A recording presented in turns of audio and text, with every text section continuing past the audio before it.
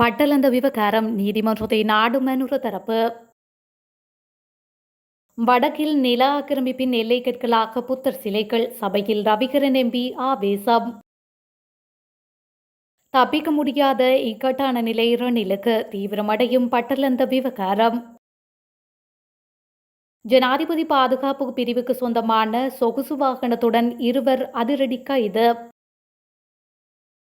மீண்டும் வேலைநிறுத்தத்தில் குதிக்கும் சுகாதார ஊழியர்கள். கனியமுள்ள சஞ்சீவ கொலை விவகாரத்தில் சிக்கிய சிறைச்சாலை அதிகாரி. அதிரடியாக கைது செய்யப்பட்ட இராணுவ மேஜர். நீதிமன்றம் விதித்த அதிரடி பயண தடை. பட்டளந்த வதை முகாம் தொடர்பான குற்றச்சாட்டுகளிலிருந்து முன்னாள் ஜனாதிபதி ரணில் விக்ரமசிங்க தப்பிக்கவே முடியாது என்று பிரதி அமைச்சர் நலின் கேவகே தெரிவித்துள்ளார். காலையில் வைத்து ஊடகங்களுக்கு கருத்து தெரிவிக்கும் போதே அவர் மேற்கண்டவாறு குறிப்பிட்டுள்ளார். தொடர்ந்தும் அவர் தெரிவிக்கையில், அரசு பயங்கரவாதம் ஒன்று வரலாற்று காலப்பகுதியிலிருந்தே காணப்பட்டு வந்தது. வெள்ளை ஆடை அணிந்து மலர்தட்டை ஏந்தி வந்த ஆட்சியாளர்கள் அனைவரும் தவறிழைத்தவர்களாகவே செயற்பட்டு வந்துள்ளனர். தற்போது அவர்களின் முகத்திரையெல்லாம் கிழிந்துள்ளது. முன்னாள் ஜனாதிபதி ரணில் விக்ரமசிங்கே தாமாகவே முன்வந்து அல் ஜசீரா நேர்காணலில் இந்த விடயங்களை வெளிக்கொணர்ந்துள்ளார். தற்போது அவருக்கு அதிலிருந்து விடுபட முடியாத நிலை காணப்படுகின்றது என்று அவர் மேலும் குறிப்பிட்டுள்ளார். காவி உடை உடுக்கவே பொருத்தமில்லாத சிலரால் வடக்கில் புத்த பெருமானின் திருவுருவச் சிலைகள் நில ஆக்கிரமிப்பின் எல்லைக்கற்களாக பயன்படுத்தப்படுவதாக நாடாளுமன்ற உறுப்பினர் துரைராச ரவிகரன் சுட்டிக்காட்டியுள்ளார். அதேவேளை பௌத்த விகாரை ஒன்றையும் அசோக சக்கரத்தையும் தனது சின்னமாக கொண்ட இலங்கை தொல்பொருள் திணைக்களம் எவ்வாறு இலங்கையில் உள்ள எல்லா மதத்தவர்களின் தொல்லியலையும் நடுநிலைமையுடன் கையாளக்கூடிய திணைக்களமாக இருக்க முடியும் எனவும் அவர் இதன்போது கேள்வி எழுப்பியுள்ளார். நாடாளுமன்றில் இன்று கருத்து தெரிவிக்கும் போதே அவர் மேற்கண்டவாறு தெரிவித்துள்ளார். நபர் ஒருவரை தாக்கி காயப்படுத்திய சம்பவம் தொடர்பில் இராணுவ மேஜர் ஒருவர் கைது செய்யப்பட்டுள்ளதாக பாணந்துறை தெற்கு காவல்துறையினர் தெரிவித்துள்ளனர். இவ்வாறு கைது செய்யப்பட்டவர் கொஸ்கம இராணுவ முகாமில் பணியாற்றும் மேஜர் ஒருவர் என காவல்துறையினர் குறிப்பிட்டுள்ளனர். சந்தேக நபரான மேஜர் பாணந்துறையின் வெலான பகுதியில் ஒரு விருந்தில் கலந்து கொண்டு வீட்டிற்கு திரும்ப தயாராகி கொண்டிருந்த போது மற்றும் ஒரு குழுவிற்கு இடையே ஏற்பட்ட வாய்த்தர்க்கத்தின் காரணமாக இந்த தாக்குதல் நடாத்தப்பட்டுள்ளதாக கூறப்படுகிறது. சம்பவத்தின் போது மேஜரின் மனைவி உட்பட இருவர் காயமடைந்து பாணந்துறை ஆதார மருத்துவமனையில் சிகிச்சை பெற்று வருவதாகவும் தெரியவந்துள்ளது. இந்த நிலையில் சம்பவம் தொடர்பில் பாணந்துறை காவல் தலைமையகத்தின் தலைமையில் குற்றப்பிரிவு அதிகாரிகள் விசாரணைகளை மேற்கொண்டு வருகின்றனர். திட்டமிட்டபடி நாளை காலை 7 மணிக்கு தொடங்கி 24 மணி நேர வேலை நிறுத்தத்தை நடாத்த சுகாதார நிபுணர்கள் சம்மேளனம் தீர்மானித்துள்ளது. குறித்த தீர்மானமானது இன்று எடுக்கப்பட்டுள்ளது. சுகாதார நிபுணர்கள் சம்மேளனத்தின் பிரதிநிதிகளுக்கும் நிதியமைச்சக அதிகாரிகளுக்கும் இடையிலான பேச்சுவார்த்தைகள் தோல்வியடைந்தமை காரணமாகவே இந்த முடிவு எடுக்கப்பட்டுள்ளது. இதன்படி குறித்த விடயத்தை நிதியமைச்சகத்துடன் நடைபெற்ற கலந்துரையாடலுக்கு பிறகு ஊடகங்களுக்கு பேசிய சங்கத்தின் தவிசாளர் ரவி குமிதேஸ் அறிவித்துள்ளார். இதேவேளை நாடளாவிய ரீதியில் இன்று காலை 10 மணி முதல் பிற்பகல் 1 மணி வரை 3 மணி நேர பணிப்புறக்கணிப்பில் அரச தாதியர்கள் போராட்டத்தில் ஈடுபட்டமையும் குறிப்பிடத்தக்கது.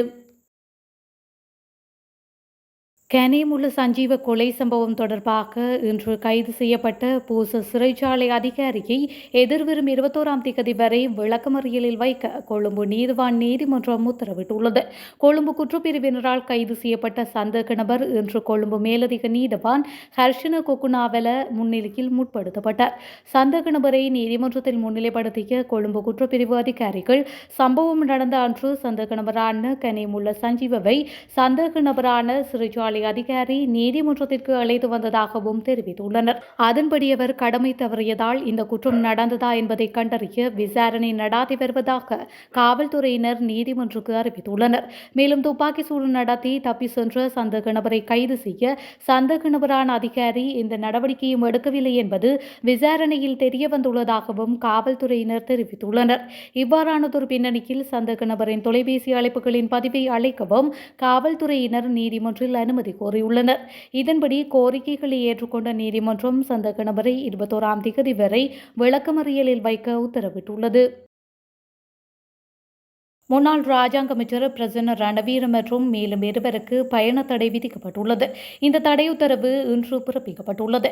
முன்னாள் ராஜாங்க அமைச்சர் பிரசன்ன ரணவீர மற்றும் மேலும் இருவருக்கும் மகர நீதவான் நீதிமன்றம் வெளிநாட்டு பயண தடை விதித்துள்ளமையும் குறிப்பிடத்தக்கது. பட்டளந்த வதை முகாம் தொடர்பில் எதிர்வரும் நாட்களில் நீதிமன்றத்தின் ஊடாக நடவடிக்கை மேற்கொள்ளப்படும் என்று பிரதி அமைச்சர் ருவான் செனரத்ன தெரிவித்துள்ளார். மேலும் பட்டளந்த விவகாரத்துடன் தொடர்புடைய அனைவருக்கும் எதிராக சட்ட நடவடிக்கை எடுக்கப்படும் எனவும் பிரதி அமைச்சர் உறுதியளித்துள்ளார். ஊடகங்களுக்கு கருத்து தெரிவிக்கும் போதே அவர் மேற்கண்டவாறு குறிப்பிட்டுள்ளார். அவர் மேலும் தெரிவிக்கையில், பட்டளந்த விவகாரம் அரசியல் பழிவாங்கல்களுக்காக கொண்டுவரப்படவில்லை. சிலர் தேர்தலில் அனுகூலம் பெறுவதற்காக பட்டளந்த அறிக்கையை கொண்டு வருவதாக கூறுகின்றனர். ஏனென்றால் அவர்கள் தங்கள் அரசியல் வங்குரோத்து நிலையை மூடிமறைக்க விரும்புகின்றார்கள். அதனாலேயே நாம் செய்கின்ற அனைத்தையும் தவறு என கூறுகின்றனர். நாம் பட்டளந்த அறிக்கையை நாடாளுமன்றத்தில் முன்வைத்தோம். நீதிமன்றம் ஊடாக எதிர்காலத்தில் தேவையான நடவடிக்கைகள் முன்னெடுக்கப்படும் என்று ருவன் செனரத்ன தெரிவித்துள்ளார். மட்டக்களப்பு பாளையடிவட்டை பகுதியில் ஜனாதிபதி பாதுகாப்பு பிரிவுக்கு சொந்தமான சொகுசு வாகனம் மற்றும் வெடிபொருட்களுடன் இருவர் கைது செய்யப்பட்டுள்ளனர். குறித்த கைது நடவடிக்கையானது இன்று அதிகாலை 2 மணியளவில் மேற்கொள்ளப்பட்டுள்ளது. சம்பவத்தில் ஜனாதிபதி பாதுகாப்பு பிரிவில் கடமையாற்றும் விமானப்படை கோப்ரல் ஒருவர் உட்பட 2 கைது செய்யப்பட்டுள்ளனர். சம்பவம் தொடர்பில் மேலும் தெரிய வருகையில், பாளையடிவட்டை பகுதியில் ரோந்து சென்ற போலீசார் அந்த பகுதியில் வாகனம் ஒன்றை சோதனை செய்தனர். இதன்போது குறித்த வாகனத்தில் இருந்த வெடிபொருட்கள், வயர்கள், ஒரு வகையான திரவம் அடங்கிய 3 போத்தல்கள் கைப்பற்றப்பட்டுள்ளதாக போலீசார் கூறியுள்ளனர். கைப்பற்றப்பட்ட வாகனம் ஜனாதிபதி பாதுகாப்பு பிரிவுக்கு சொந்தமான வாகனம் எனவும் குறித்த நபர்கள் புதையல் எடுக்கும் நோக்குடன் அப்பகுதிக்கு வந்திருக்கலாம் என்றும் குறிப்பிடப்பட்டுள்ளது. இது தொடர்பிலான மேலதிக விசாரணைகள் முன்னெடுக்கப்பட்டுள்ளதுடன் கைப்பற்றப்பட்ட பொருட்கள், வாகனம் மற்றும் கைது செய்யப்பட்ட நபர்களை நீதிமன்றில் முற்படுத்துவதற்கான நடவடிக்கைகள் முன்னெடுக்கப்பட்டுள்ளதாக போலீசார் தெரிவித்துள்ளனர்.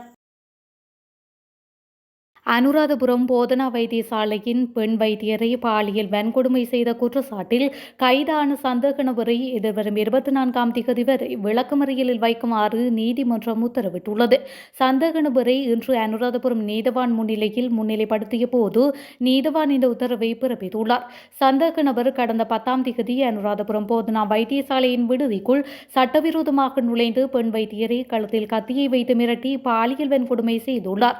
அனுராதபுரம் மற்றும் கல்நேவ காவல் நிலைய அதிகாரிகள் மற்றும் அனுராதபுரம் சிறப்பு அதிரடிப்படையினரால் கல்நேவ காவல் பிரிவில் உள்ள வனப்பகுதியில் மறைந்திருந்த போது சந்தேக நபர் கைது செய்யப்பட்டமையும் குறிப்பிடத்தக்கது. முன்னாள் ராஜாங்க அமைச்சர் பிரசன்ன ரணவீர மற்றும் மேலும் இருவருக்கு பயண தடை விதிக்கப்பட்டுள்ளது. இந்த தடை உத்தரவு இன்று பிறப்பிக்கப்பட்டுள்ளது. முன்னாள் ராஜாங்க அமைச்சர் பிரசன்ன ரணவீர மற்றும் மேலும் இருவருக்கும் மகர நீதவான் நீதிமன்றம் வெளிநாட்டு பயண தடை விதித்துள்ளமையும் குறிப்பிடத்தக்கது.